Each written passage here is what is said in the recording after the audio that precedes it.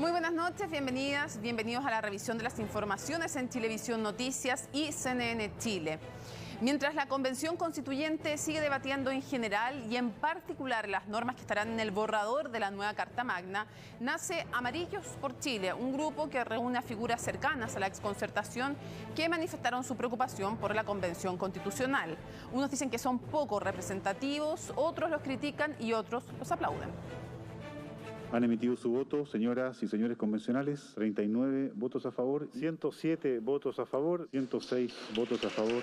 Votaciones maratónicas que no pararán esta semana porque la siguiente tarea del Pleno es votar el informe de la Comisión de Sistemas de Conocimientos que se despachó tras una sesión extraordinaria este fin de semana. Esperemos que ya a final de la semana sea el llamado oficial al Pleno y tenemos que presentar junto con el coordinador, ¿cierto?, Ignacio Achurra y yo, las propuestas que estamos emanando en estos momentos a toda la convención. Tendrán un máximo de 15 minutos para presentar los 35 artículos del informe, entre ellos los que abordan el derecho a la comunicación, el descanso y los derechos digitales. Todos necesitan el quórum de 2/3 para avanzar a la discusión particular. Todo lo que tiene que ver con la cultura y el patrimonio que se va a ver a posteriori, pero en general es la cultura que está relacionada con los pueblos originarios. Estamos muy contentos con la comisión, porque la mayoría de las normas que vamos a presentar al Pleno, la verdad es que vienen con un amplio respaldo. Eso al interior de la convención, porque fuera se levantaron los Amarillos por Chile, exministros de la Concertación, académicos, premios nacionales y parlamentarios que dicen no querer la deconstrucción de Chile, ni su desmembramiento, ni su refundación desde cero. Alguien me envió un texto, me pareció que podía suscribirlo desde el punto de vista de ser un ciudadano de a pie. Que varios veíamos y habíamos señalado de algunas cuestiones que nos preocupaban, son los escándalos que han habido y una serie de sectarismos que han ocurrido al interior. Se comunicaron tras la columna Carta Amarilla a mis hijos del escritor Cristian Barken. A él adhirieron figuras como el expresidente del Banco Central José de Gregorio, el expresidente de la Democracia Cristiana Gutenberg Martínez y los exministros Soledad Alvear y Jorge Burgos. Construir una constitución que sea razonable, pero que nos permita mirar al futuro desde lo que somos hoy día, no refundando nuestra nación, refundando nuestro Estado, cambiando radicalmente las instituciones. Ahí radicaría la molestia, es que la Convención aprobó y dejó en el borrador artículos sobre el Estado regional y la autonomía de las regiones, comunas y territorios indígenas. Lo mismo hizo con las normas de sistemas de justicia. Siempre ha caminado sobre la base de un Estado unitario. Se reclama y se busca la unidad y la integración. Y lo primero que se hace es dictar normas que permitan desgregar. El gobierno regional o el gobierno autónomo o local, ¿cómo se va a financiar? Yo te apruebo, y lo dije públicamente, pero la verdad es que eso se ha ido naturalmente nublando. Pero a juicio analista, Amarillos por Chile tiene el poder para incidir en la nueva Constitución. Tienen una representación casi igual a 0 en esta convención constitucional y la única forma de incidir en los contenidos de la misma es a través de una presión en los medios de comunicación. Pero la convención constitucional sigue trabajando y se espera que esta semana inicie una nueva votación en general en el Pleno. Bueno, y en pleno verano hay quienes la próxima semana ya van a regresar a clases presenciales. Aunque muchos están entusiasmados, algunos alumnos querrían unos días más de vacaciones mientras sus padres estaban preocupados por los protocolos y los aforos. Disfrutan la playa, estamos en pleno verano, algunos incluso recién iniciando las vacaciones, pero hay quienes ya están en otras, preocupados de lo que viene. Renata ya no piensa en las vacaciones. El próximo miércoles 23, en pleno febrero, este será su panorama. Está entusiasmada porque se reencontrará con sus compañeros, mientras su papá se preocupa de los protocolos sanitarios del colegio. Estamos contentos, igual obviamente siempre manteniendo los cuidados y además reforzando las medidas de seguridad y de cuidado. Les va a hacer súper bien volver a clase ya presencialmente todo este año. Así ya organiza todas sus cosas para el primer día de clases. Lo mismo hacen cientos de apoderados que de golpe tuvieron que terminar sus vacaciones por el regreso anticipado de sus hijos al colegio. ¿Acabaron las vacaciones ya, comprando los útiles? Exactamente, aquí estamos. Ya se acabó el verano y ahora hay que volver a la realidad. ¿Y qué piensa con esto que ya se acabó el verano y todo? Fome igual porque entra súper antes, porque todos entran como el 5, ya no, el 25 de febrero entra. Se siente un poco que se está terminando ya el verano, ¿no? Sí, sobre todo los niños lo sienten de que tienen que volver a su realidad. Y es que ya está todo listo para la vuelta a clases presenciales 2022. Ella solo quiere volver a clases y ver a sus amigos del Lincoln College. Para su mamá no fue fácil el año pasado adaptar sus tiempos a la enseñanza de su hija, ya que se encontraba en pleno proceso para aprender a leer y a escribir. El aprendizaje en casa no es tan fácil para los papás, pero ahora que vuelven todos a clase, creo que es necesario ponerse un poquito más firme con las medidas preventivas y también obviamente para la seguridad de todos nuestros hijos. Y para eso el Mineduc elaboró un protocolo que contempla la eliminación de aforo, la presencialidad obligatoria y la jornada escolar completa, medidas que no a todos convencen. Nos parece un protocolo absolutamente irresponsable, insuficiente, porque no se hace cargo de la situación de pandemia en la cual estamos hoy día en nuestro país, pero además propone medidas que van en absoluta contradicción con lo que hoy día se ha venido generando a nivel país. No están de acuerdo con la eliminación de aforos, aseguran que no resguarda la seguridad de los estudiantes. Para que este retorno a la presencialidad se haga efectivo cuanto antes, pero a una presencialidad segura, en la cual el día de mañana no tengamos que lamentarnos. Según los expertos, el problema del protocolo del Mineduc para la vuelta a clases presenciales es que no se puede aplicar en todos los colegios, principalmente por los espacios. Resulta contradictorio que nos pidan que mantengamos distanciamiento físico y que al mismo tiempo vamos a tomar la medida de poner una cantidad enorme de niños en un lugar donde el distanciamiento físico va a ser imposible de cumplir. Me parece razonable que mantengamos en la mejor medida posible la calidad de las mascarillas, que los niños puedan usar las mascarillas adecuadas, que también puedan tener la disponibilidad para el lavado frecuente de manos. Quedan pocos días para el término de las vacaciones y pese a algunos cuestionamientos, el retorno a clases presenciales es un hecho. La mayoría a partir del miércoles 2 de marzo y otros en 3 días más, cuando muchos aún disfrutan del verano. Y vamos a ver de inmediato en directo la Ruta 68, gran cantidad de vehículos. Bueno, la verdad es que es un momento en que muchos retornan desde sus vacaciones. Algunos, como veíamos en la nota, para volver a clases, otros para volver al trabajo, en fin. Pero ya son los últimos días del verano. Muchos echamos ya de menos las vacaciones que tuvimos, pero en fin. El regreso se está dando y ya sabemos que el próximo fin de semana también se espera un retorno mucho más masivo incluso a la capital. Así que a planificar el retorno, y ahí ven la Ruta 68 en directo a través de las pantallas de Chilevisión y CNN Chile. Bueno, y los conductores del Gran Valparaíso están preocupados porque en menos de una semana se han producido 2 violentos robos en la zona. En uno de ellos, los delincuentes amenazaron al trabajador con un arma que sería de alto calibre. Fue terrible. De hecho, las imágenes todavía yo las tengo en mi cabeza y me ha costado bastante. Superan unos 3-4 segundos, siento el arma en mi cabeza. Por lo que yo logré ver, era como un fusil de guerra.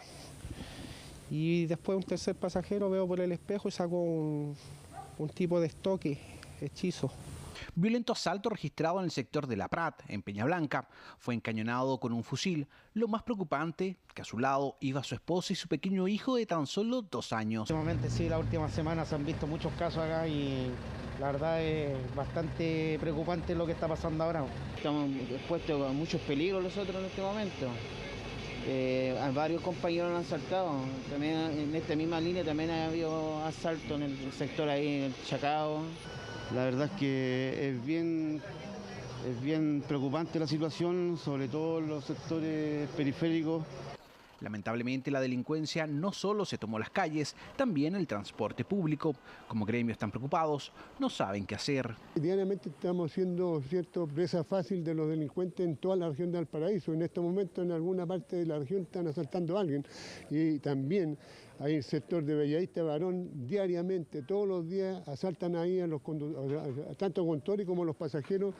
En Viña del Mar, el conductor se negó a trasladar a un pasajero que no usó su mascarilla. La respuesta, el joven golpeó al chofer, le lanzó piedras y, como si esto fuera poco, se devolvió para golpearlo nuevamente con la cacha de una pistola.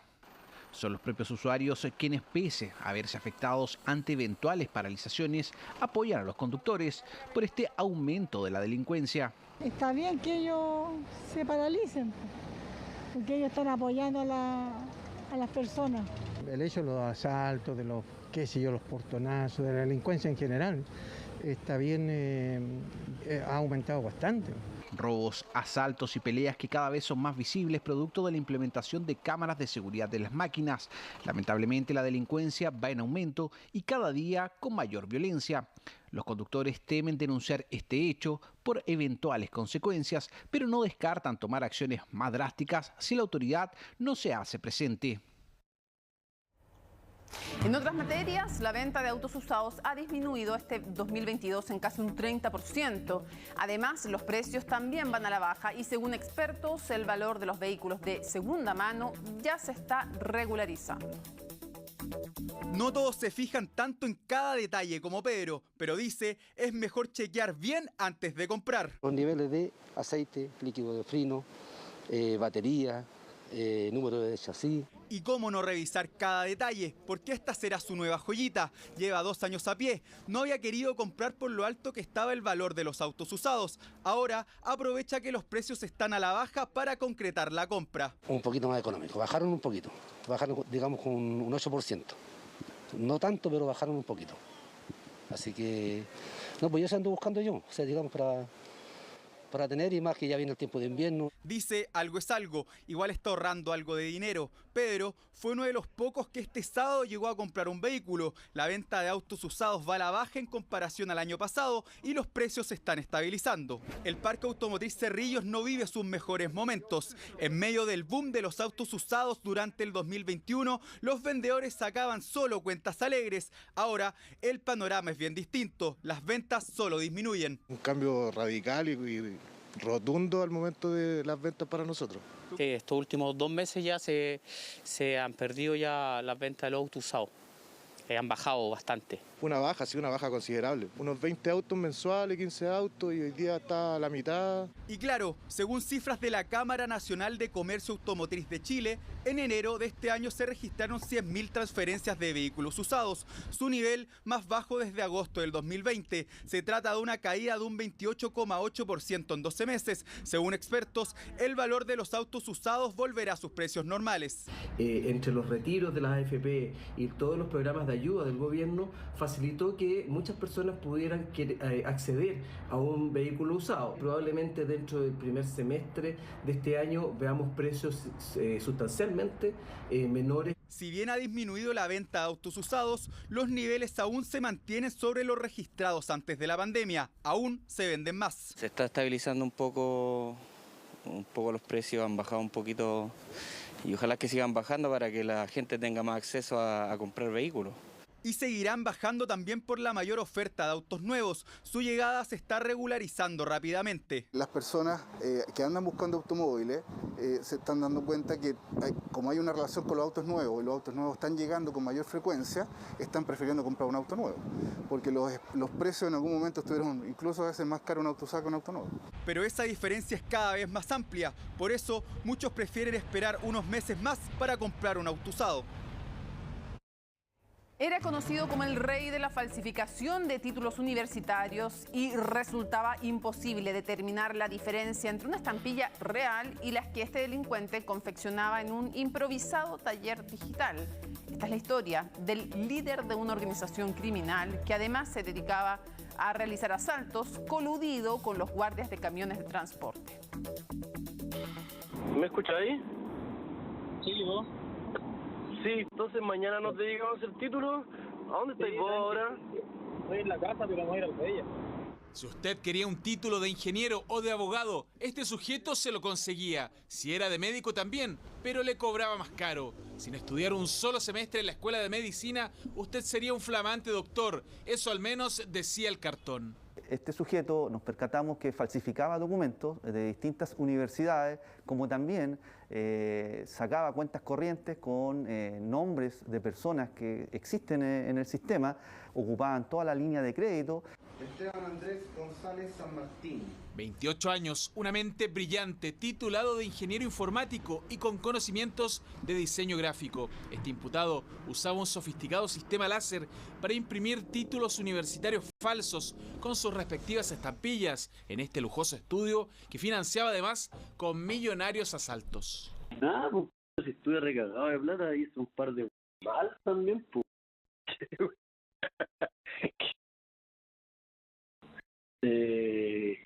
Me metí un par de camiones. Salía. Te pidieron una. Sí, a lo maldito. A lo maldito ya me dio la guay. Fue una investigación que nació por una serie de robos a transportes de tabacos, en donde se repetía un elemento, una suerte de accidente de tránsito que fingía el conductor del vehículo, a quien los falsos asaltantes le hacen hasta una seña. Pero ya al tercer delito sufrido, la línea investigativa decantó en este chofer, que a esa altura ya era uno más de la peligrosa banda, por eso fue detenido, pese a que actuaba muy bien su papel. Central, cabeza, el Renca. Estamos dando cumplimiento a una orden del segundo juzgado de garantía de Santiago por el delito de robo con intimidación. Se logra establecer que no estábamos en presencia de un delito de robo con intimidación o llamado asalto, sino que estábamos en presencia de un hurto agravado, ya que el chofer, que siempre era víctima de este delito, en estas 3 ocasiones, estaba coludido con los delincuentes. Técnicamente era una puesta en escena lo que hacía este señor, y cuando llegaba la policía en primera instancia a tomar la denuncia, inventaba o señalaba lo que había ocurrido, ya que efectivamente se cometía el delito, pero estando el chofer en conocimiento de esta situación. En ese procedimiento, como decía, se gestó una detención en flagrancia por parte de Carabineros y a partir de la información que se recabó en esa causa, es que se logró determinar que efectivamente el chofer de esta empresa estaba involucrado. ¡Alta policía! Pero no solo de falsos robos vivía González San Martín, una modalidad delictiva sumamente extraña, poco habitual y que requiere de un nivel de perfección a la hora de falsificar estampillas y títulos profesionales. Era el otro giro ilícito del negocio, donde también clonaban documentos de vehículos. Es que se tiene el contacto, pero el contacto está en la cana, bo. ¿Y qué necesitas tú? Los papeles del vehículo, ¿cierto? Los papeles, necesito la placa, po. Oye, para que los vendamos a... Hermano, ganemos algo, ahí le tiramos una moneda al otro también. Y las escuchas telefónicas no mentían. Al llegar al lugar donde se refugiaba este sujeto, se encontraron los certificados de títulos y sus respectivas estampillas, los cuales eran comercializados en montos cercanos a 200.000 pesos. Se descubrió en el cumplimiento de esa orden la existencia de estos documentos, al parecer falsificados, y que estarían destinados a mejorar, entre comillas, los antecedentes bancarios de ciertas personas para poder obtener mejores, digamos, productos bancarios. Si bien esta investigación tenía varios meses, lo de los títulos falsos es una nueva arista, por lo que se desconoce la cantidad exacta de certificados con estampillas iguales a las reales que se comercializaron en el mercado informal. Por ahora, Esteban González, el rey de la falsificación, sigue en prisión preventiva. Mañana comienzan las bilaterales entre los actuales ministros y los designados por el presidente electo Gabriel Boric.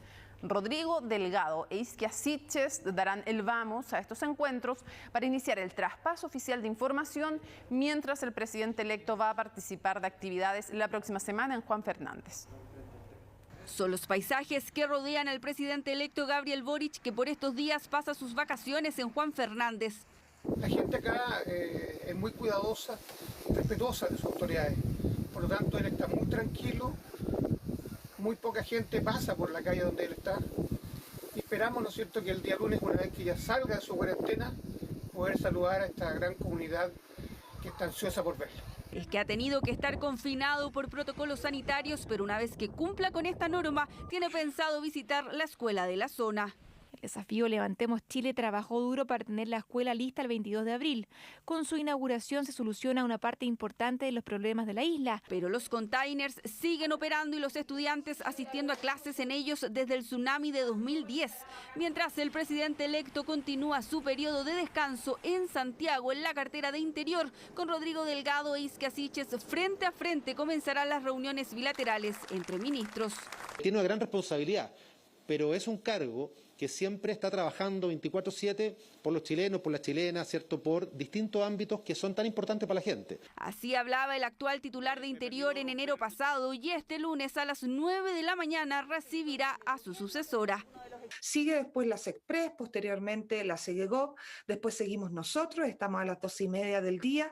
Entiendo que el mismo día lunes está también el Ministerio de la Mujer y el Ministerio de Economía, para después el día martes sumarse el Ministerio de Hacienda con el ministro Cerda y el futuro ministro Marcel, y de ahí la extensión de todos y cada uno de los ministerios. Y así, por ejemplo, el día martes está agendada para las 3:30 de la tarde en el Ministerio de Salud la reunión entre Enrique París y María Begoña Yarza, quien deberá encabezar desde el 11 de marzo la estrategia sanitaria para enfrentar el COVID-19 en nuestro país. Uno de los temas que se espera se ponga sobre la mesa.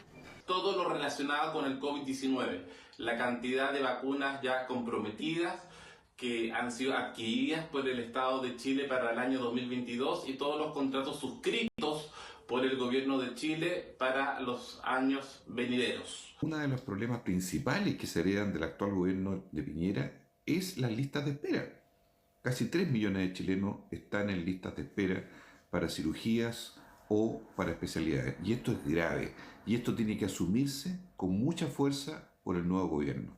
En otra área, el miércoles en la tarde está agendada la cita entre el actual ministro de Educación y el futuro. El retorno a clases presenciales podría ser uno de los tópicos. ¿Qué es lo relevante de todas estas reuniones?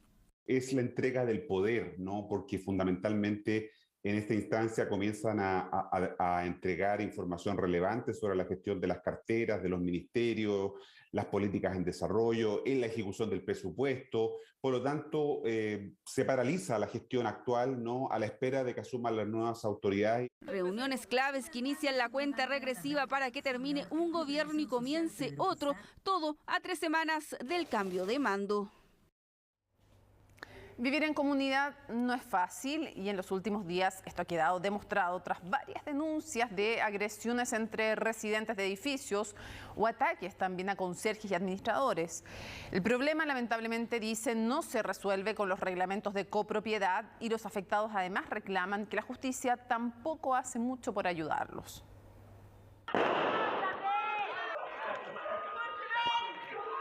Mierda. Se disparan entre sí y ocupan los estacionamientos de la comunidad como si se tratase de un cuadrilátero de boxeo. Todo a altas horas de la madrugada. Esta es solo una de las riesgosas situaciones que los vecinos de estos 2 edificios ubicados en la comuna de Quinta Normal deben soportar.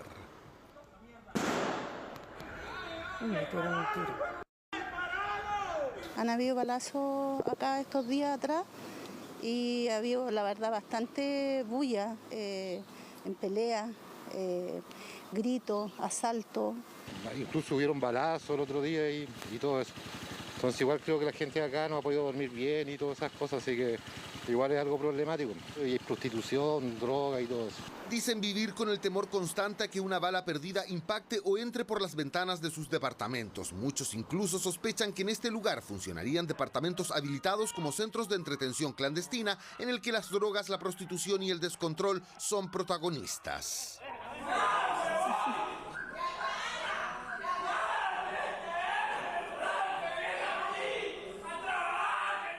Viven con la música, viven despiertos, no duermen, están los 4 o 5, bueno, la mayoría de los días están todos los días en fiesta, pelean entre ellos, toman y no trabajan, porque ¿cómo pueden estar todo el día? Yo a veces estaba acá cuando tenía trabajo y están todo el día ahí, como que compran esos departamentos para hacer fiesta o esos grupos, no se puede hacer nada, porque se supone que uno antes comunicaba al conserje y el conserje hacía callar a la gente.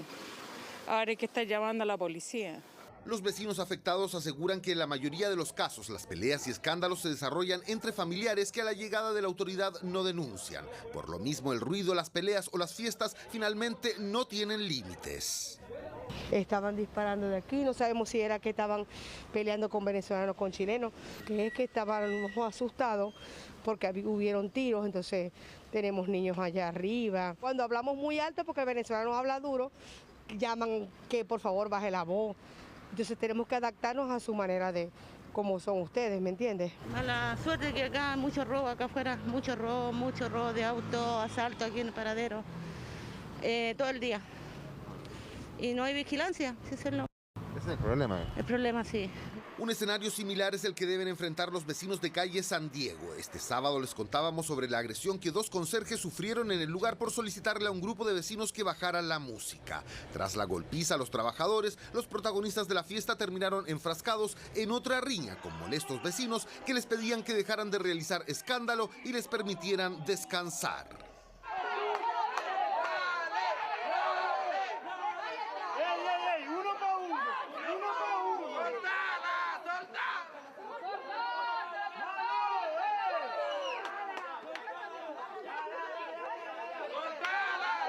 Fueron 3 ecuatorianos que estropearon los conserjes, corrieron. ¿Por qué le pegaron al conserje?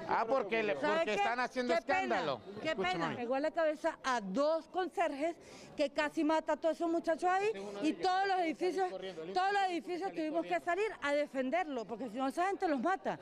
En este caso, un hombre fue detenido. El problema, reclaman las víctimas, es que aunque les coloquen una orden de restricción, de igual manera deben verlos, ya que las víctimas y los agresores conviven en el mismo edificio, o como en este caso, en que el afectado trabaja y vive en el lugar. Al terminar ya todo, de haber pasado la evidencia, de haber dejado todo contratado, me comunica el comandante, me parece, comandante primero, que Fiscalía no iba a hacer nada al respecto, que iba a liberar a la persona. ¿Qué sentimientos te trae el saber esa noticia? Para mí y mis compañeros es una angustia absoluta, no tiene ningún sentido. En estos casos, en la misma audiencia, conociendo el juez el antecedente de que ambas personas viven en el mismo edificio, es quien va a definir de qué manera se va a cumplir esta medida cautelar. Y si en realidad lo que yo quiero hacer es acentuar esa medida cautelar, lo que voy a decretar es un arresto domiciliario total. En el Colegio de Administradores explican que cuando ocurren delitos como por ejemplo riñas y microtráfico, lo mejor es dejar el asunto en manos de Carabineros y el Ministerio Público, estampando las denuncias. Primero que todo, a lo mejor reforzar la conserjería los fines de semana con un conserje adicional. Segundo, tener capacitados permanentemente a los conserjes en todo este tipo de situaciones con habilidades blandas, saber manejar situaciones. Y tercero, ejercer procesos de multa a estas unidades que transgreden los reglamentos de copropiedad. Sin embargo, esto tampoco ha dado resultado en muchas comunidades, por lo que lo más cauto es evitar entrar en conflicto con los vecinos agresivos y denunciar una y otra vez hasta que la autoridad se haga cargo. El lavado de manos y el uso constante de mascarillas son medidas ya firmes en nuestra rutina, ¿no? Sin embargo, existe otro factor muy importante en lugares cerrados, sobre todo la ventilación. Si no es buena, nos arriesgamos a contagiarnos. Hicimos el ejercicio de medir la calidad del aire en los lugares más transitados por los chilenos para ver si pasaban o no la prueba, mire. Uso de mascarilla obligatorio. ¿No le cuesta nada ponerse la mascarilla? Está atrasando a todo el público, necesitamos que baje, por favor. No son pocos los que les llama la atención, reclamos que tienen justificadas razones debido a la exposición que enfrentan quienes comparten en un mismo lugar. Con este medidor de CO2 vamos a recorrer distintos espacios, metro, micro, taxis y centros comerciales, con la finalidad de saber cómo es la calidad de aire en esos lugares. Al exterior, el rango normal de CO2 va entre 400 y 500 partículas por millón. De esta forma podemos establecer qué tan buena o mala es la calidad del aire en el lugar donde estamos y qué tanto nos podemos exponer al coronavirus. Se ha llegado al consenso de que una ventilación debería ser tal que cualquier medición de CO2 en un espacio interior tiene que ser más bajo que 700 partes por millón. Con ese margen, iniciamos el análisis en la estación Los Héroes, en la línea 1 del metro, en pleno horario punta. El primer resultado es para preocuparse, más de 1.100 partículas por millón de CO2. Decidimos seguir por la línea 1 y avanzamos hasta la estación Baquedano. En combinación con línea 5, ya en el andén nos arrojaba más de 200 partículas sobre lo recomendado. Esperamos unos minutos y ya al interior del metro. Este es el resultado que hay en este instante a Bagunja. Ya en dirección al oriente hasta la estación Tobalaba para testear en una de las combinaciones más transitadas por quienes viven en Puente Alto, La Florida, Macul, Peñalolén, La Reina, Providencia y Las Condes. 8 de la tarde, Metro Tobalaba, combinación con línea 4. Y estos son los resultados de nuestro medidor de CO2. Con estos resultados preliminares salta la duda de qué manera nos pueden ayudar estos medidores en consideración a la pandemia que vivimos y la alza de contagios ante la nueva variante Omicron. Nos indican de manera indirecta la calidad del aire y por lo tanto eso significa que el virus podría estar presente, ¿no es cierto?, flotando en el aire, al igual como lo estaría o permanecería el humo del cigarrillo en un lugar cerrado. Por eso es vital que la ventilación sea bien trabajada y mantener el uso de mascarilla para evitar que la poca distancia física entre pasajeros y la falta de ventilación sea una mala combinación. Y aunque se desplazan por la superficie, los resultados de los análisis en los buses red son aún más críticos. Esta es la calidad de aire en las micros a eso de las 7 de la mañana. Buses nuevos, aunque sin ventanas para abrir, lo que complica la ventilación que solo se da cuando se abren las puertas. Por más que uno quisiera, es imposible mantener una distancia adecuada para que no haya contacto tan cercano del virus y por eso la propagación. Obvio que tenemos un riesgo de contagio aquí todavía porque no tenemos ventilación. Esto ya es un riesgo, agarrarse la manilla, no sé, la gente que se pone la mascarilla mal, ¿cachai? Cuando los buses van muy llenos, las personas van muy cercas unas de otras.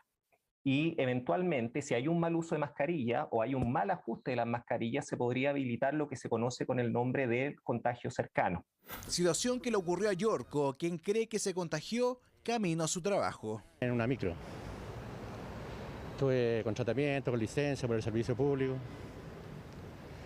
Y salí adelante. Un caso semejante ocurrió en un viaje a un ritual budista en China. En un bus de 68 pasajeros, una persona tenía síntomas de COVID y debido a que no había recambio de aire y solo funcionaba el aire acondicionado en recirculación, 23 pasajeros se contagiaron. La medición de CO2 indica solamente una medición de la eficiencia de la ventilación. No nos dice nada acerca de la presencia del virus, pero sí lo que nos dice es que si alguien eventualmente estuviera infectado, potencialmente está creando un riesgo. ¿Y qué pasará con la calidad de aire en centros comerciales y patios de comida? Al interior de una tienda de ropa pudimos evidenciar niveles de mala ventilación pese a los pocos clientes que habían hasta ahora. 6 de la tarde y el marcador tiene 877 partículas por millón en un lugar de un centro comercial, el cual a esta hora está casi vacío. Y lo mismo en distintos sectores de este centro comercial. 872 partículas por millón marca hasta ahora el CO2. Hemos cambiado de 3 niveles de este centro comercial y aún así este número no baja. Caminamos hasta un patio de comidas para verificar el estado de la ventilación, lugar donde la gente se quita la mascarilla y en algunos casos los protocolos se dejan de lado. Los resultados son buenos, bajo el parámetro límite recomendado, esto producto de una buena ventilación al tener las puertas al exterior abiertas. En los lugares que es más útil usar estos medidores son en los lugares públicos donde se reúne gente en espacios cerrados que no pertenecen al mismo núcleo familiar. Un factor relevante considerando las últimas investigaciones en torno al coronavirus que explican la forma en cómo las personas pueden contagiarse. La certeza más grande que tenemos es que este virus se transmite como un aerosol y que además el porcentaje más elevado de transmisión viene de ahí más que de la superficie o del contacto, ¿no es cierto?, con estas gotículas. Nosotros podríamos pensar que esas partículas de humo podrían ser eventualmente partículas con carga viral.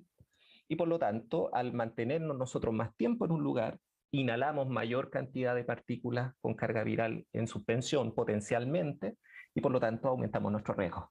Por ello, los expertos apuntan que la medida de protección más importante es usar la mascarilla y bien puesta, además de vacunarse porque es la última barrera que puede proteger nuestra vida. Cuidarnos entre todas, entre todos. Bueno, surgen numerosas denuncias contra una clínica veterinaria por supuestos malos tratos y negligencia. Ya son más de 100 las personas que han protestado por diagnósticos y tratamientos equivocados, los que incluso aseguran han terminado con la vida de sus mascotas. Están molestos, indignados. Surgen nuevas denuncias contra esta clínica veterinaria por negligencia y malos tratos. Imágenes que reflejan la desesperación de quien perdiera a su mascota.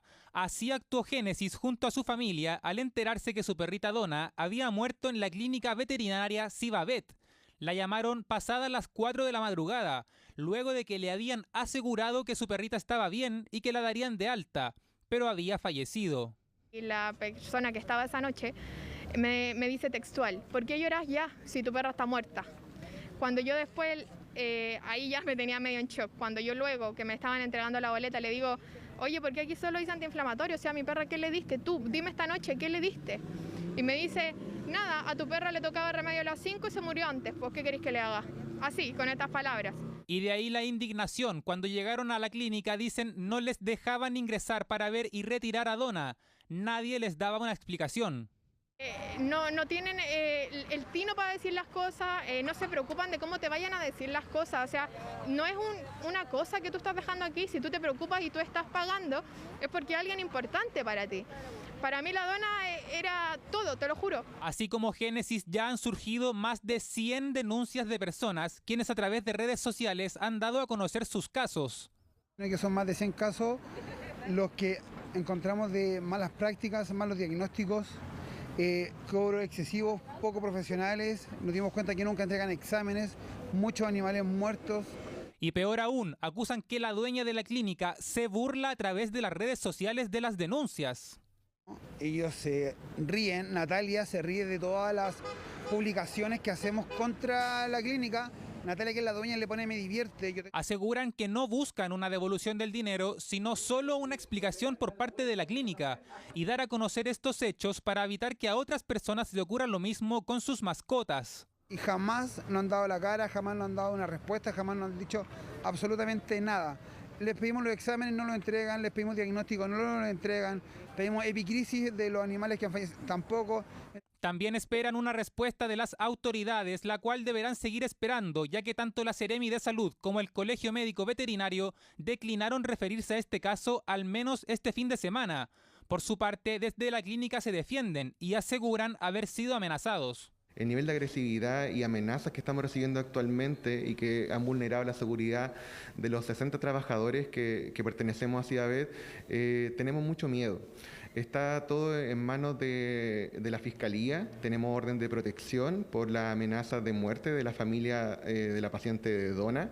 Amenazas que la familia de Donna niega tajantemente. Creen que la veterinaria intenta así desviar la atención sobre las denuncias, las cuales ya fueron presentadas ante la justicia. Esperan que con ello nadie más tenga que sufrir lo que dicen han vivido al traer a sus mascotas a este lugar. Hace algunos meses conocimos la historia de un hombre de 82 años que debía viajar más de 100 kilómetros diarios para llegar a su trabajo como conserje en el turno de noche. Bueno, ha pasado casi un año y aún no le pagan lo que deberían por sus cotizaciones no canceladas y por horas extras trabajadas además en los últimos años. Por todo eso, cuenta que se acogió al autodespido. Hoy solo espera que la justicia le dé la razón para poder seguir cuidando a su esposa de 91 años. Tomo 3 locomociones para llegar de aquí de Quillota al trabajo. No alcanza el dinero que ganamos, no hay que pagar luz, agua, gas, todo eso. No alcanza. En abril del año pasado conocimos la historia de Ricardo Ramírez. Llevaba más de 25 años como conserje en este edificio de Viña del Mar. A diario viajaba desde Quillota a casi 50 kilómetros de distancia, dejando en su casa a su mujer de 90 años. Él, con 81, debía seguir trabajando pese a todas las dificultades. Su turno empieza a las 8 de la noche hasta las 7 de la mañana del día siguiente. Nunca ha dejado de ir. Tengo que estar yéndome como a las 3:30, 4 para tomar la micro y llegar a la hora ya en Viña. En la noche no paso pensando y me da miedo. A veces yo quedo enferma y él se va. Con la llegada de la pandemia, el escenario se hizo aún más complejo. Ricardo no dejó de trabajar ni siquiera en medio de las cuarentenas. En el condominio comenzaron las conversaciones para su retiro, pero luego de más de 2 décadas de trabajo, la solución era simplemente inaceptable. Me ofrecieron 2 millones de pesos y que me retirara. Pero ¿cómo iba a dejar con 26 años de servicio y darme esa plata? Frente a este escenario, Ricardo rechazó la oferta y decidió poner una denuncia en la Inspección del Trabajo en abril del año pasado. Hoy lo volvemos a ver a casi un año de comenzar esta lucha por justicia. De su jefatura no supo más. Trabajando 25 años. 25 años. No me dieron, no han dado ni un papel, nada, ni una cosa, nada, ya. No, ni se han portado conmigo, ni han conversado siquiera conmigo la gente de allá. Lo dejaron a su suerte, dice. En el proceso solo ha contado con la ayuda de esta vecina residente del edificio que lo acompaña y asesora en los trámites. Tras la denuncia en la Inspección del Trabajo, lo que vino fue un proceso de autodespido y luego una demanda con abogados cuya sentencia debería conocerse en junio próximo. El autodespido es una facultad que tiene el trabajador de dar por terminada la relación laboral cuando se incumplen algunas de las obligaciones establecidas en el propio contrato de trabajo. Queremos que se solucione en junio, que no chuteen el juicio y que se le pague todo lo que se adeuda a él, porque acá él nos está cobrando más de lo que legalmente le tendrían que haber pagado. Aquí no se ha hecho una demanda para enriquecerse, los derechos han sido vulnerados. Donde usted quiera mirar el caso.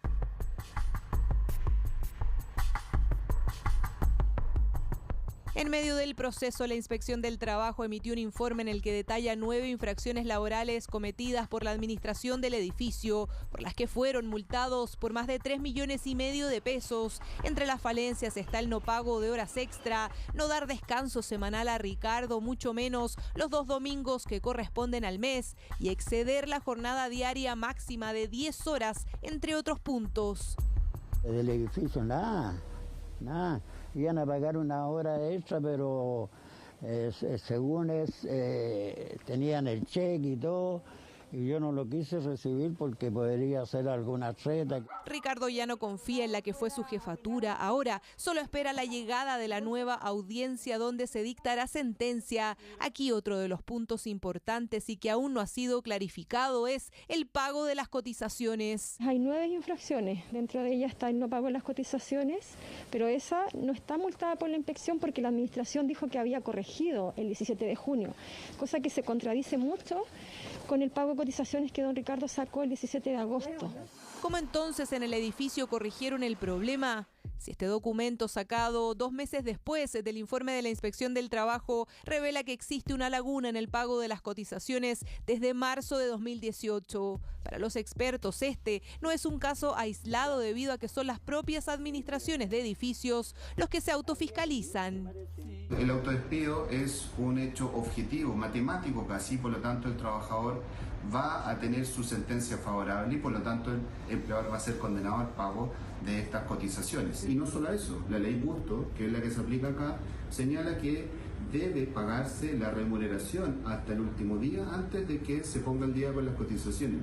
Se augura un escenario positivo para Ricardo, pero por ahora debe seguir esperando. Si antes estos procesos tardaban 6 meses, hoy con la pandemia los plazos se han extendido a más de 1 año. Ojalá Dios quiera que me, por lo menos, favorezcan. No, para vivir más tranquilo, no sé. Claro, que no con 200.000 pesos, ¿qué hace? Sí, no hace nada.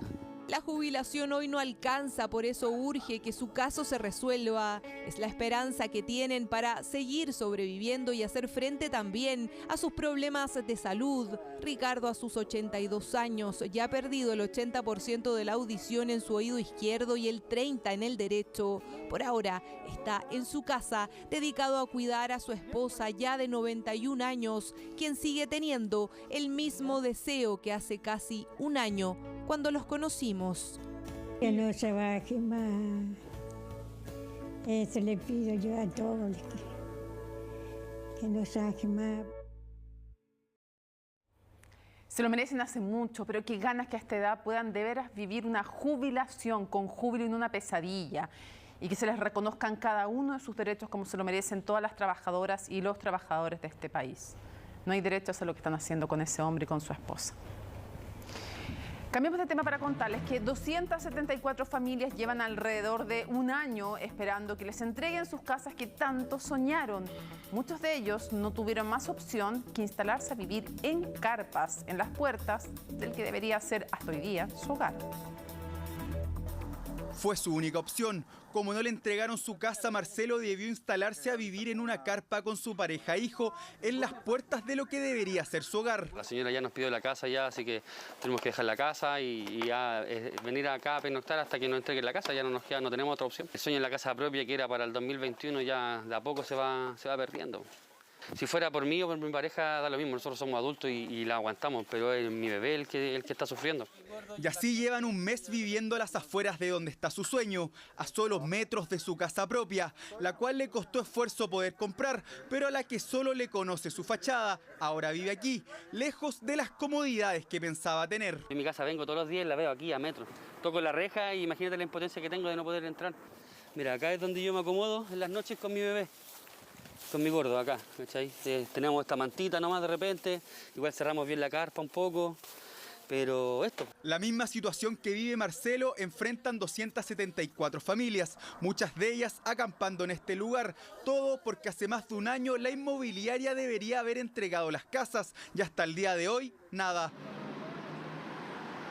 Los vecinos se han organizado para poder establecerse aquí. Están desde enero preparando ollas comunes, turnos de cocina e incluso arrendaron un baño público y compraron generadores eléctricos. Una impotencia gigante porque no hemos podido ni siquiera ir a verla. Estábamos aburridos, o sea, nuestra esperanza siempre fue tener nuestras casas para nuestras fechas. Está ahí pasando incomodidades, no teníamos luz, tenemos que estar con un generador, siendo que al lado tenemos casas con enchufe. No podemos darnos el lujo de estar un año más cuando ya veníamos con un año de atraso, eso fue como el gatillante. Desde el Serviu, mediante un comunicado aclararon por qué no se han entregado las casas, las que aún no tienen recepción municipal debido a una serie de observaciones que aún no han sido corregidas. Actualmente las obras del proyecto habitacional se encuentran terminadas, sin embargo no ha sido entregado a las familias dado que no cuenta con la recepción final por parte de la Dirección de Obras Municipales de Buin. El día 7 entregamos la respuesta de esa recepción donde hay una cantidad de observaciones importantes. Si la empresa mañana lunes presentara la solicitud nuevamente de revisión, nosotros agendaremos al día siguiente la revisión. Además, la inmobiliaria mantiene una deuda de 520 millones de pesos con la Municipalidad de Buin por la primera etapa del proyecto, tema que está judicializado. Sin embargo, este no es una condicionante para la recepción final de las viviendas de la etapa 2, mientras incluso siguen vendiendo nuevas casas. Y efectivamente llega gente, ve, entra, observa, después van a hablar con nosotros, nos preguntan qué pasa, por qué estamos ahí, pero se sigue vendiendo. De hecho, en la etapa que viene está 100% vendida también. Por el incumplimiento de Inmobiliaria Metropolitana dicen que han debido vivir en la calle, a solo unos pasos del que debería ser su hogar soñado. Estamos listos y es súper relevante las noticias que nos trae el editor del área internacional de CNN Chile, Mario Arregá. Mario, seguimos muy atentos a lo que ocurre en Ucrania y conversaciones claves en estos momentos. Sí, ¿cómo estás, Mónica? En estos momentos, según la prensa francesa, el mandatario Emmanuel Macron está sosteniendo su segunda conversación telefónica con Vladimir Putin. Se habla de ya un acuerdo preliminar de alto el fuego. Estas solamente fuentes desde Francia, desde el Kremlin no han dicho absolutamente nada. Un alto el fuego en la región que hoy en día está acaparando más la atención y la atención también propiamente tal, Mónica, que es la región del Donbass, que es el este ucraniano, donde se han registrado enfrentamientos. Hay acusaciones mutuas, obviamente, cruzadas de denuncias de haber violado el alto el fuego. Acá rige desde hace muchos años un alto el fuego que no se ha respetado para nada. Hay una guerra intermitente, pero tanto Ucrania como el Kremlin se acusan mutuamente de haber llevado entonces a cabo estas violaciones a el alto el fuego. Veamos este mapa que tenemos acá a nuestras espaldas, Mónica, y que tiene que ver con cuál es la región del Donbass. Claro. Es esta que ya lo habíamos presentado, es rosado con azul. Esa es la región del Donbass donde actualmente se están registrando los enfrentamientos. Acá hay sectores separatistas prorrusos que quieren autoproclamar como independientes. Esta zona no quieren pertenecer a Ucrania, quieren pertenecer algunos a Rusia u otros derechamente crear un Estado soberano acá. Ahora, esa región de Donbass está compuesta por dos subregiones, por decirlo de alguna forma, Lugansk y Donetsk.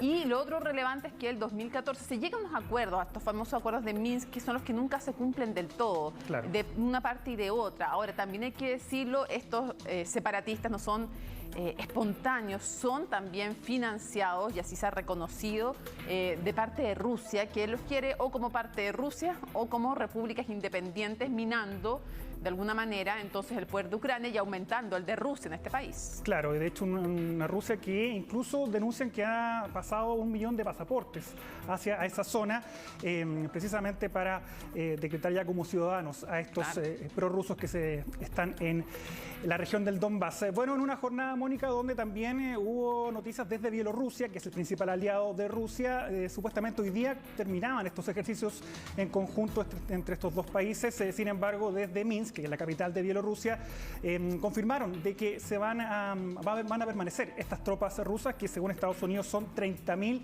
las que están desplegadas en Bielorrusia, que también es fronteriza con Ucrania. Veamos el siguiente informe.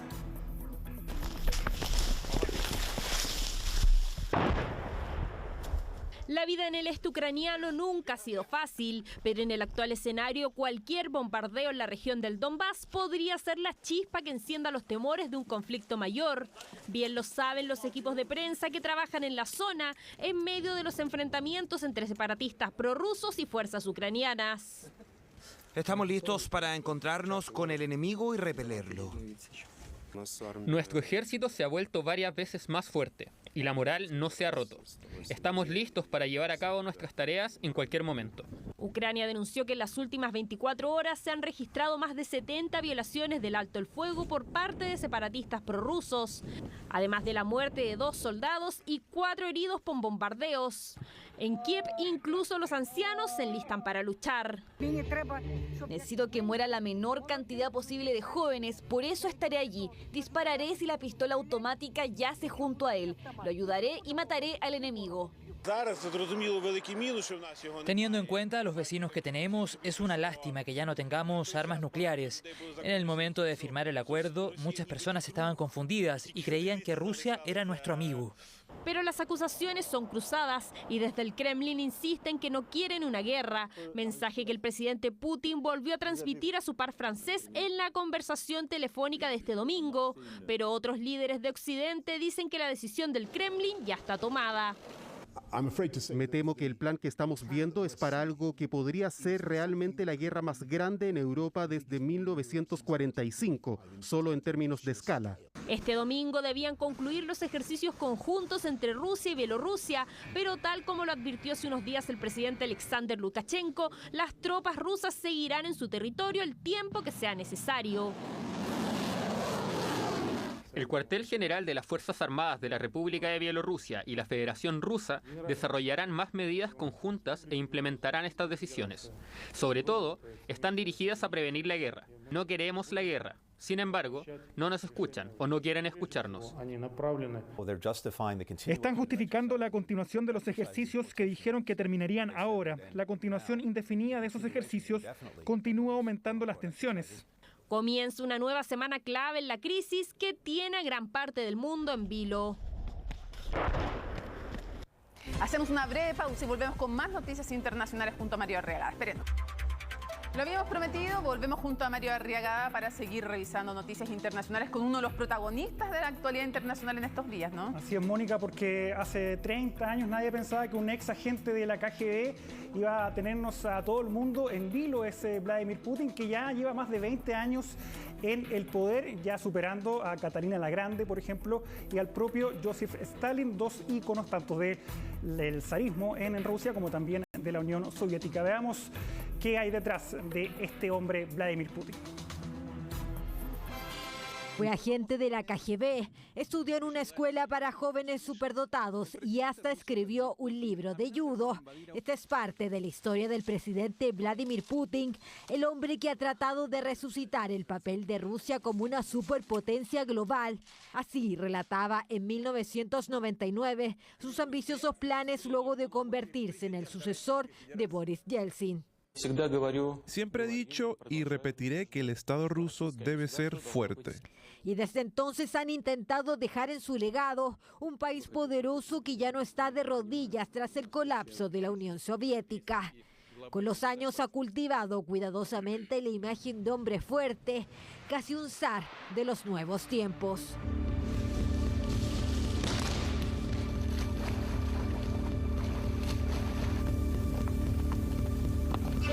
Conjugan una personalidad firme, fuerte, decidida, con las ansias o el anhelo de una sociedad rusa por recuperar su lugar en lo que es el concierto internacional de potencias. Desde hace más de una década, uno de los principales objetivos ha sido limitar la intervención de la OTAN en Georgia y Ucrania, dos de las ex repúblicas soviéticas, lo que ha generado una disputa geopolítica en el mundo occidental. Durante las últimas semanas, la tensión entre Rusia y Ucrania se ha incrementado y Putin amenaza con una invasión. Nos dicen guerra, guerra, guerra. Tenemos la impresión de que el gobierno de Ucrania probablemente está preparando la tercera operación militar y nos advierte de antemano. Y seguramente debamos prepararnos para ello. Ese es el primer escenario. La crisis de Ucrania ha devuelto a Rusia y a Vladimir Putin a la escena internacional, donde líderes de todo el mundo han desfilado por el Kremlin, reforzando la imagen de hombre fuerte.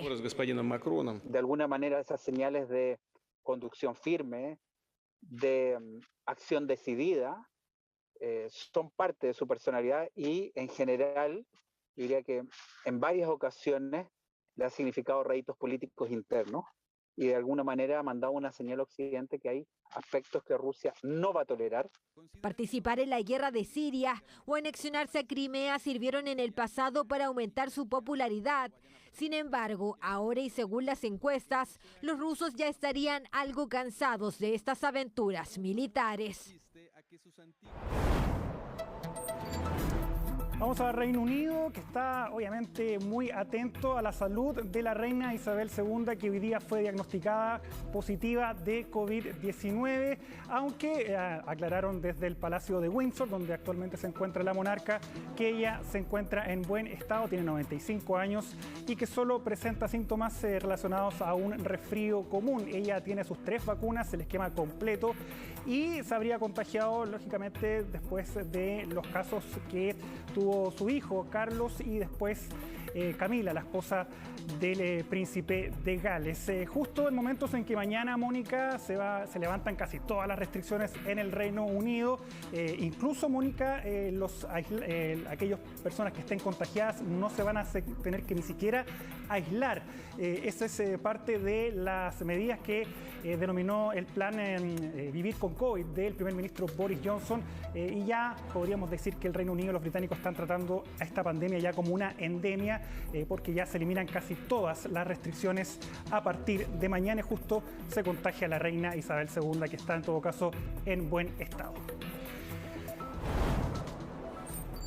Vamos a México con esta persecución de esta narcolancha en un impresionante operativo que se llevó a cabo en Baja California por parte de la Marina Mexicana y varios operativos, 3 en total, que se llevaron al mismo tiempo y que lograron incautar más de 3 toneladas de cocaína. Fueron 3 personas las que fueron detenidas en esta embarcación. Cada vez más se las ingenian los narcotraficantes para llevar entonces esta droga hasta Estados Unidos, y vemos cómo intentaban botarla al mar calmar, claro, mientras menos cargamento de cocaína los encuentren en su poder, menos años de cárcel tienen estos sujetos, pero fue un operativo conjunto entonces donde ha sido uno de los grandes problemas que ha tenido México y también Estados Unidos, el no controlar el tráfico de drogas hacia ese país. Se pensaba que iba a disminuir con la caída del Chapo Guzmán, sin embargo esto se ha recrudecido, también la violencia, pero fue un operativo exitoso, por lo menos es lo que dicen las autoridades mexicanas, que lograron entonces recuperar estas 3 toneladas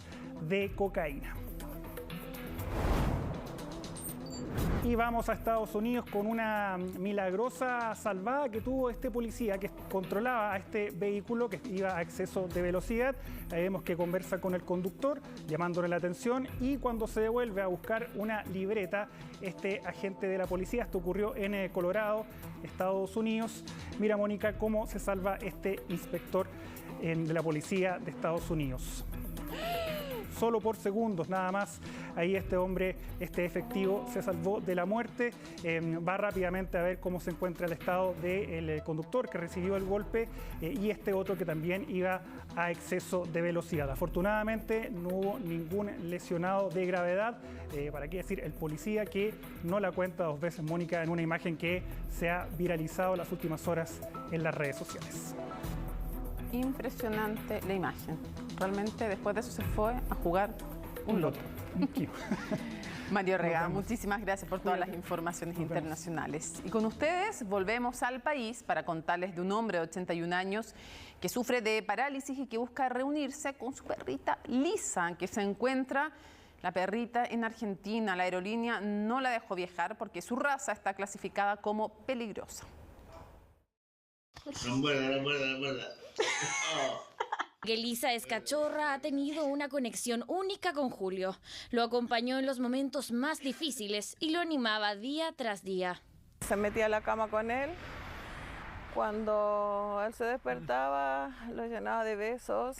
Salía a la puerta con su sillita, lo acompañaba a la silla, lo tiraba con la silla. Hace algunos años, Julio sufrió un accidente cardiovascular. Vivía en Buenos Aires, pero en octubre, justamente por motivos de salud, decidieron venirse a vivir a Chile. Nunca pensaron que Lisa no podría cruzar la frontera, porque aunque es mestiza, la veterinaria argentina certificó que era de raza pitbull. Me dijeron que simplemente no podía viajar por ser pitbull. Por tener 3 años y la dejaron abandonada ya. De hecho, el reglamento de la aerolínea establece que no aceptan perros pitbull sobre los 9 meses en los aviones por ser considerados como una raza peligrosa. Es importante considerar que cada aerolínea tiene sus requerimientos especiales. Y estos requerimientos especiales muchas veces tienen que ver con algunas razas que no están permitidas en cabina y para poder, en el fondo, poder transportarlos requieres un requerimiento especial. Hola, Lisa. Julio extraña mucho a Lisa. Al estar separados, su salud ha empeorado, además de sumergirse en una profunda depresión. Le nombran a Lisa y así como lo ve usted, llora. Llora mucho por su perra. Para muchos dueños, los perros como los pitbull no nacen peligrosos. Son los dueños quienes serían los responsables de su carácter. El que sea una raza peligrosa no tiene más que ver con la fuerza que con el carácter. En general, uno podría decir que un chihuahua es más agresivo que un pitbull, pero una mordida de un chihuahua no hace lo mismo que un pitbull. La perrita lo está pasando mal en Argentina, no está con su círculo, en su nicho, tiene cambios conductuales importantes, entonces haciendo una muy mala pasada tanto a la perrita como al tutor por un prejuicio que existe en este país. Para que Lisa se reúna con Julio, podría ser enviada en un avión de carga, pero no en uno comercial, lo que implica un alto costo de unos $3.000. La Fundación Fight for Pit vela por el bienestar de los pitbull en Chile y ha comenzado una campaña de recaudación de fondos para que Lisa pueda llegar al país y reunirse con Julio. Hoy se está evaluando la posibilidad de transportar a Lisa a través de vía terrestre. Sí, entonces hoy día estamos evaluando con una empresa allá que haría todo el tema de la documentación, porque no es solamente el transporte, sino que hay que evaluar todo el tema de la documentación, permisos, hacerlo de la manera correcta. A través de redes sociales se ha iniciado una verdadera campaña para atraer a Lisa a Chile y así se pueda reunir con su familia y sobre todo con su dueño, del que dicen jamás debería haber. Está presentando Chilevisión Noticias. ¿Se imagina vivir con apenas 40 litros de agua al día? ¿Para qué alcanza? Bueno, solo para tirar la cadena de sus baños 3 veces. Así sobreviven miles de chilenos en la provincia de Petorca. Lo insólito es que a pocos metros de esta dramática realidad, a otros les sobra el agua a tal punto que pueden comercializarla. El reportaje de Daniela Pieratini y Nicolás Miovich.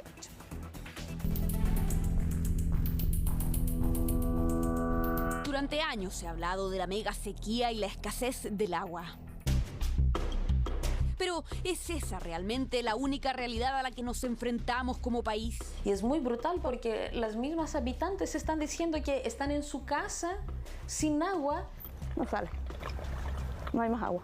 ¿La abro? Sí. Ya, hacia arriba, ¿no es cierto? Sí. Ya. Ah, no sale agua, literal. No, pues si está ahí abierta. Y pueden escuchar el riego de los paltos, ¿no? A pocos metros. Y ellos y ellas mismas se están quedando sin agua.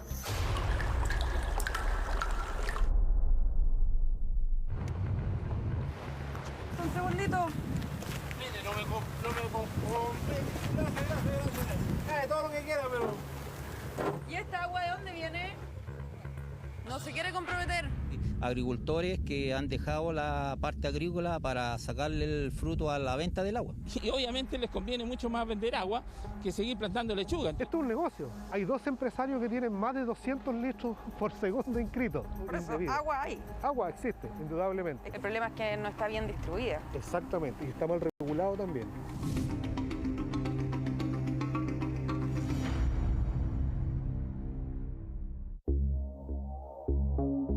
Nadie pone en duda que el cambio climático ha afectado las reservas de agua en el país, dejando en muchos casos los ríos completamente secos. Por eso sorprende que en zonas tan críticas como la provincia de Petorca resulte fácil ver campos verdes con el agua corriendo durante horas y tranques completamente llenos cuando a metros. Lo cierto es que hay habitantes que apenas viven con 40 litros de agua. ¿Cuánto es eso? Es como ir 2 o 3 veces al baño y como decir justito, ¿sí me entiendes? ¿Tirar la cadena 3 veces? Sí. Ese es el día. Sí. ¿Tú puedes sí. ir al día 3 veces? O sea, como mucho, como restringiéndote. Hay que restringirse ir al baño. Acá hay días que no hay agua y la gente que puede tiene que ir a hacer su necesidad al cerro, detrás de un matorral, ¿me entiendes? ¿Y esa agua es para beber, para bañarse, para...? Para todo. Y usted decide. Yo tuve que decidir un tiempo atrás porque mi pelo era más largo, cortármelo. Cortarme el pelo. Ya, cortarme el pelo porque no hay agua. ¿Con qué me lo lavo el pelo? Pero entonces, ¿de dónde sale tanta agua en la zona para el comercio? La respuesta de un estudio realizado por geógrafos de la Universidad de Chile es tan insólita que indigna a los habitantes. No es que no existe agua en la provincia de Petorca, significa que está mal distribuida. Entonces se está revelando que los mismos proveedores para el agua que se distribuye por camiones aljibe proviene de la misma provincia de Petorca.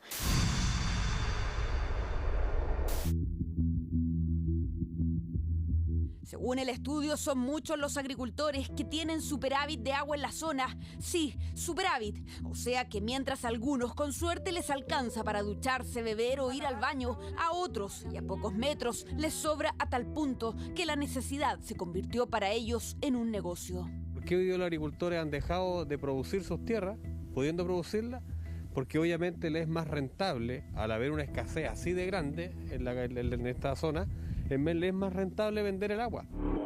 La pregunta es por qué el Estado permite una situación como esta en medio de una crisis tan importante como la que se está viviendo. Esto es un negocio. Se ha creado una curva enorme de gasto de compra de agua. Estamos comprando más agua, invirtiendo más recursos en comprar agua e invirtiendo menos recursos, ¿no es cierto?, para poder hacer obras que abastezcan o que sea más sustentable en el tiempo el abastecimiento del agua para la población. Solo entre 2002 y 2018, el Estado a través de la gobernación provincial gastó 8.754 millones de pesos para abastecer con camiones aljibes a 41 localidades. El precio varía de los 2.500 a los 17.000 pesos por metro cúbico, un costo altísimo para un elemento vital que sin duda repercute en las personas. La señora que está acá le llegó 50 y tantos mil pesos este mes de agua. Estamos padeciendo, estamos sufriendo por el agua y más encima nos están castigando con la plata. O sea que... Eso es todo legal. Todo lo que está pasando ahí es legal. Chile es el único país en el mundo que privatizó su agua y el único país en el mundo en que se cometen atrocidades. Casi todo el mundo le echa la culpa al cambio climático, de la escasez hídrica, pero en la mayoría de los casos es causa humana, es sobreexplotación, es sobreasignación de derechos de agua y eso tiene que cambiar. Un segundito. Mire, no me compre. Bueno, claramente el tema parece complejo para los que conducen estos camiones aljibe, que no quieren comprometerse, dice que no se quieren involucrar en el tema. Esta agua que él está sacando no sabemos tampoco de dónde proviene, no nos quiere conversar. Son pocos los que se atreven a hablar de la venta del agua, un negocio rentable. No cuesta mucho encontrar anuncios de trabajo relacionados a este comercio, donde los conductores de camiones aljibe ganan aproximadamente 1 millón de pesos. ¿Por qué les complica tanto referirse a este tema? Por lo mismo, por el rechazo de la comunidad, lo que tú hablabas, la comunidad está enojada por lo que está pasando. Somos uno de los proveedores. Aquí se carga agua en parcela, echamos a la acumulamos toda la noche y en el día se traslada a Cabildo en camiones aljibe. Y así empecé a trabajar en esto. El 70% del agua a nivel nacional lo consume la agricultura, un 20% el sector industrial y solo un 10% el consumo doméstico. Según la OCDE, los países a nivel internacional deben garantizar 170 litros de agua por persona.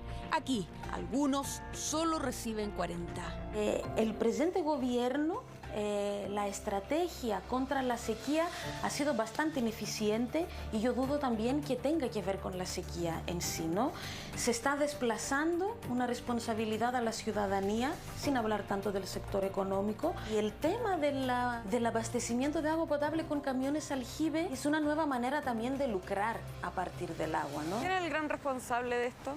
El Ministerio de Obras Públicas tiene el servicio de la Dirección de Obras Hidráulicas, quienes regulan los bienes de uso público, y por otro lado, el que garantiza, ¿no es cierto?, el derecho al acceso y fiscalización de las aguas ya otorgadas por el Estado, la Dirección General de Agua.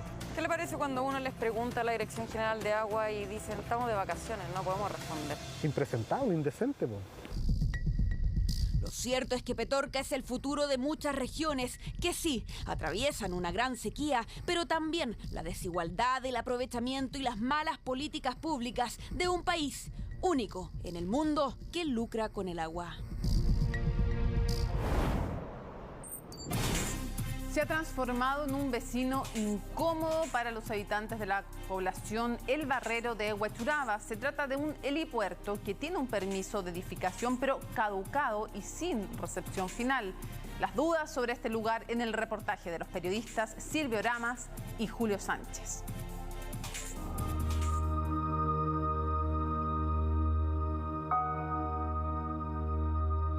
Estamos en la zona norte de Santiago, en la comuna de Huechuraba, específicamente en la población El Barrero.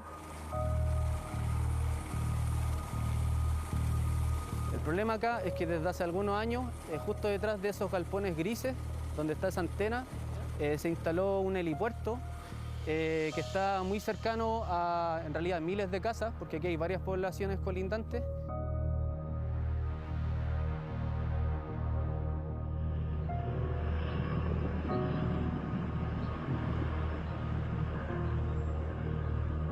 El tema principal es el ruido. El ruido es muy molesto, porque pasa muy bajo. A veces puede llegar a vibrar hasta el vidrio de la casa, como si puede retumbar. ¿Les ha pasado eso a veces? Sí. ¿Es incómodo? Sí, muy incómodo.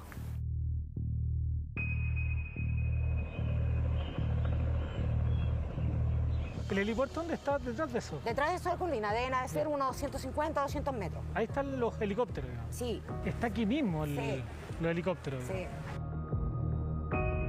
Durante los últimos años se ha transformado en el vecino incómodo de este lugar en el norte de la capital. Estamos en Huechuraba, población El Barrero, con un centenar de casas que a diario conviven con este helipuerto y sus efectos poco gratos para quienes habitan aquí. Como pueden ver, mi casa es de 2 pisos, hay muchos domicilios que tienen las habitaciones siempre en el segundo piso. Y el funcionamiento de estos helicópteros se va en aumento durante la noche. Vuelan a baja altura, el ruido genera mucha molestia, despierta a uno del sueño, sobre todo los perros también empiezan a ladrar y a aullar por el ruido. Entonces genera una molestia, por ese lado, una molestia que los vecinos no pedimos.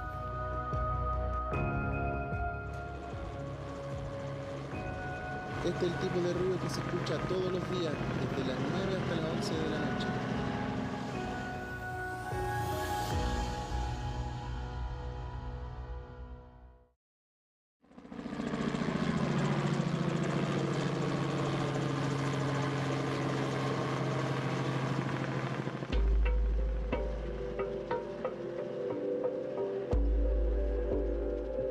Esto se empieza a instalar por ahí por el año 2018 más o menos. Aquí a nadie se le informó ni se le consultó si queríamos un helipuerto, que no trae ningún beneficio para la comunidad. Y yo creo que si nos hubiesen preguntado a nosotros como vecinos si queríamos tener un helipuerto a 200, 300 metros, hubiéramos dicho que no. Se llama Helipuerto Santiago y ofrece servicios de hangaraje, carga de combustible, con sala de embarque y reuniones. Así al menos se describe en su página de Instagram, un lugar de uso exclusivo de personas de alto ingresos que lo usan para movilizarse. Una actividad como esa, como un helipuerto, es una amenaza constante para la seguridad del entorno, porque hubiésemos dicho cuál es el beneficio para la comunidad al tener un helipuerto tan cerca de nuestras casas. Y la realidad es que nosotros beneficio no tenemos ninguno, sí muchas molestias por el ruido. El lugar está a unos 200 metros de estas casas y que mediante estos videos que los propios vecinos nos han facilitado, grafican el problema que dicen vivir a diario. No solo el ruido, sino también los riesgos de accidentes. El susto de que pueda haber un accidente, y aparte por lo general uno cuando escucha helicóptero, no sé, es como cuando se quema el cerro y vienen a echar agua, pero a nada más que por eso. ¿Por qué nosotros tenemos que estar expuestos a que caiga un helicóptero sobre nuestras cabezas, de día o de noche? ¿Ya? Entonces yo siento que la autoridad municipal no vio eso en el momento de autorizar o de un poco facilitar la construcción de ese helicóptero. Ellos duermen tranquilos en su casa, no tienen un helicóptero volando a cualquier hora del día sobre sus cabezas. La población El Barrero yace aquí desde el año 50. El helipuerto, en cambio, se instaló hace poco más de 5 años. Ese es el argumento que usan estos vecinos para reclamar contra esta infraestructura y las molestias que aseguran les genera. Pero además exponen las dudas si cuenta o no con los permisos para funcionar. La Dirección de Obras Municipales le autoriza un permiso provisorio a este helipuerto, que es el artículo 124 de la Ley de Urbanismo. Y ese permiso provisorio se hace porque el uso de suelo que define el Plan Regulador Comunal no permite el uso de suelo de infraestructura de transporte. Entonces se le da ese permiso, que tiene una duración de 3 años, y eso ya venció en enero del 2021, o sea, hace un año atrás.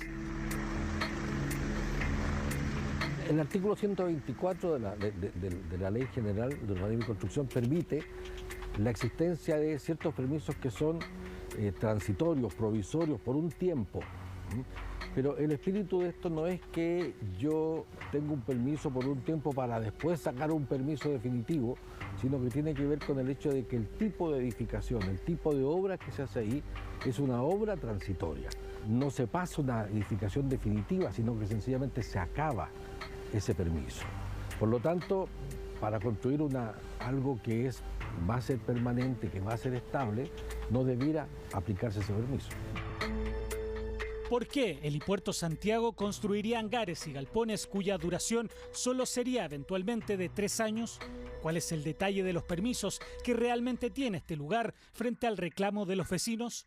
Algo que ya les contaremos.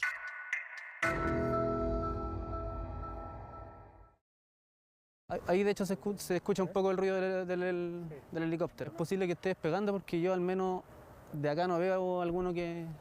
Ahí va un helicóptero saliendo, ¿no? Ahí va un helicóptero saliendo en este momento.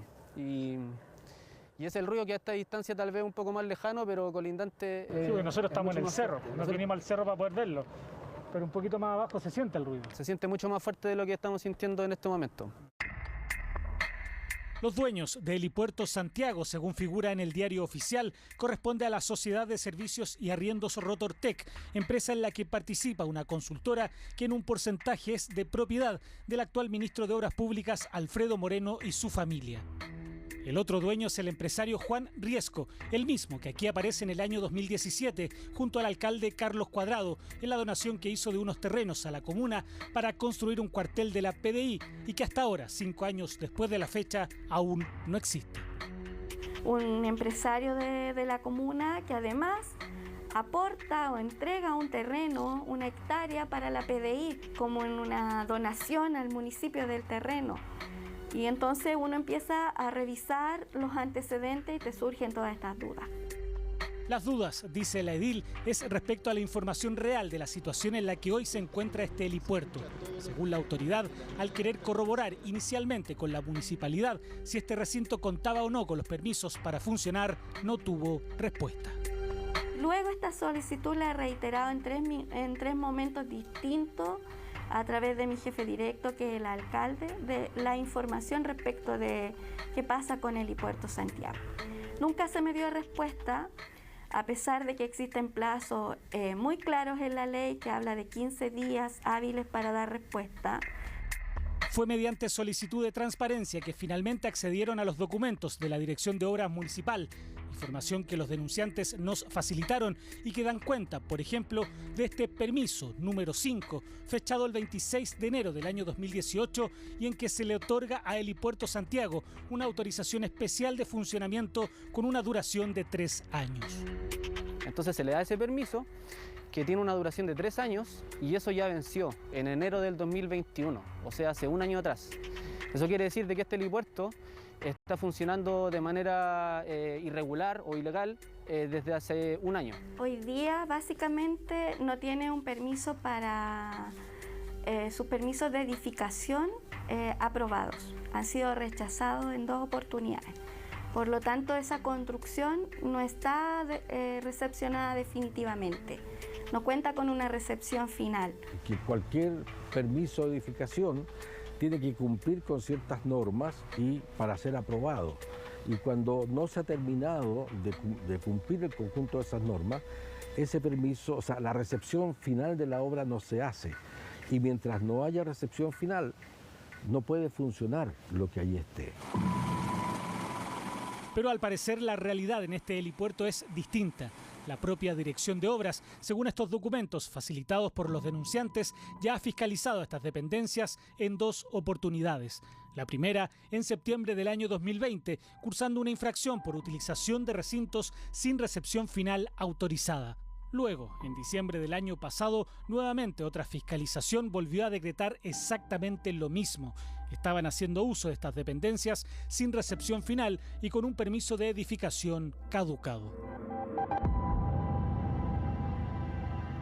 Además, constató en terreno que en el lugar existe un sector de carga de combustible que no se encuentra expresado en el proyecto de arquitectura del permiso de edificación y tampoco cuenta con la autorización de la Superintendencia de Electricidad y Combustible. En su publicidad, Helipuerto Santiago habla de que tiene estanques de 40.000 litros de combustible. Eso está emplazado en una zona segura. Efectivamente no causa daños medioambientales, se han considerado mitigaciones o medidas de seguridad para que no haya un accidente en torno a ese combustible almacenado ahí. La instalación del Helipuerto Santiago, ubicada en Avenida El Salto, fue fiscalizada por nosotros la semana pasada y cuenta con la declaración en la Superintendencia. Esta declaración fue hecha el año 2020. La Superintendencia no otorga permiso. El titular del proyecto debe declararse en la Superintendencia y ese registro consta en el número 73 del año 2020 para el caso del Helipuerto Santiago. Está en orden respecto a su relación con la Superintendencia de Electricidad y Combustible. Sin embargo, quisimos ratificar con la Municipalidad de Huechuraba la información entregada por los denunciantes respecto a los permisos de obras municipales que, según se menciona, están caducados y qué medidas se están tomando al respecto. Durante días pedimos una entrevista con el alcalde Carlos Cuadrado, la que no accedió. Sin embargo, la municipalidad, mediante este comunicado, explica que el helipuerto funciona legalmente amparada en una patente comercial provisoria vigente al menos hasta el 31 de marzo del año 2023. La misma declaración agrega que el otorgamiento de dicha patente comercial provisoria se basó, entre otras cosas, en el permiso de edificación del 26 de enero del 2018, acogido al artículo 124 de la Ley General de Urbanismo y Construcción. Mismo permiso que, según los documentos obtenidos por los denunciantes mediante transparencia, ya la Dirección de Obras hace poco más de un mes, en una fiscalización, dijo que estaba caducado. Si yo construyo un edificio, yo no puedo utilizar ese edificio hasta que no tenga la recepción final de la municipalidad. Las obras que están acogidas a este artículo son obras transitorias y en ese sentido son obras que se hacen para luego desaparecer. Si yo construyo algo, tengo que ser también encargado de su disposición final y si no lo hace el alcalde como autoridad tiene la obligación de exigirlo. Ahora a mí me llama la atención que el alcalde no haga uso de sus facultades, porque a él este artículo 124 lo faculta para ponerle término a la obra o al uso del espacio, incluso para ordenar el desalojo y la demolición de la construcción, con cargo al propietario. Para clarificar esto, mediante correo electrónico, volvimos a solicitar una entrevista con el alcalde Carlos Cuadrado y así querer aclarar nuevamente si el permiso de edificación de esta obra que ellos mencionan en su declaración está o no caducado o fue renovado. Además de esclarecer la relación con el empresario Juan Riesco, uno de los propietarios del helipuerto y que un año antes de obtener este permiso especial de edificación había donado a la municipalidad los terrenos para la construcción de un cuartel policial. Sin embargo, no obtuvimos respuesta. Solicitamos además una entrevista con el ministro Alfredo Moreno, quien mediante una consultora tiene parte en la propiedad del helipuerto, pero declinó participar de este reportaje. También consultamos a Helipuerto Santiago para saber sobre su funcionamiento y la condición en la que están. Mediante este comunicado explican que iniciaron su proceso de certificación en el año 2017 con la Dirección General de Aeronáutica Civil y el Departamento de Aeródromos y Servicios Aeronáuticos, proceso que terminó en el 2019 con la autorización respectiva. Agregan que para la construcción del hangar se solicitó un permiso de edificación a la Dirección de Obras en la Municipalidad de Huechuraba, quienes emitieron este permiso provisorio por 3 años y que solicitaron oportunamente su renovación y modificación, pero que se encuentra en tramitación, dicen, debido a las dificultades de la pandemia.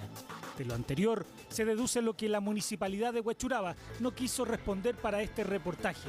Efectivamente, el permiso provisorio que dieron venció y su renovación está en trámite, por lo tanto, no está aprobada aún. Y a todo el mundo se le hace evidente que poner un helipuerto en medio de la población, donde vive gente, no es lo más acertado. Tenemos muchas experiencias de accidentes que son, yo diría, elementos suficientes como para pensar que no debiera hacerse. Sin embargo, nadie lo impide, no hay ley que lo impida, no hay reglamento que lo impida, nada. Lo anterior, dice el experto, más allá de las aprobaciones de los permisos sectoriales que puedan tener, como por ejemplo de la Superintendencia de Electricidad y Combustibles y de la Dirección General de Aeronáutica Civil. Así también lo piensan quienes viven junto a este helipuerto, un vecino incómodo, dicen, que vino a romper la tranquilidad en este barrio de Huechuraba.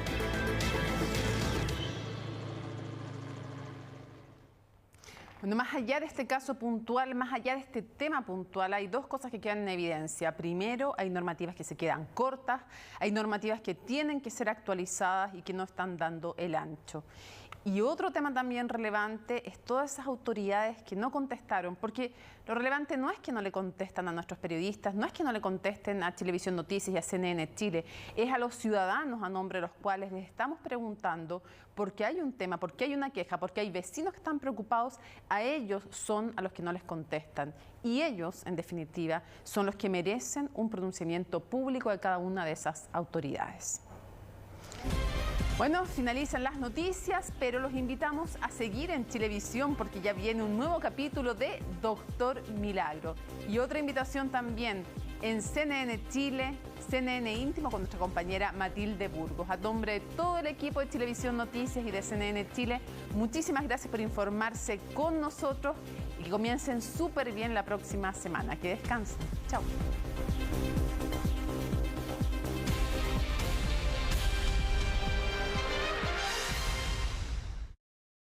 MG, Scotia Pyme, Claro y Líder presentaron Chilevisión.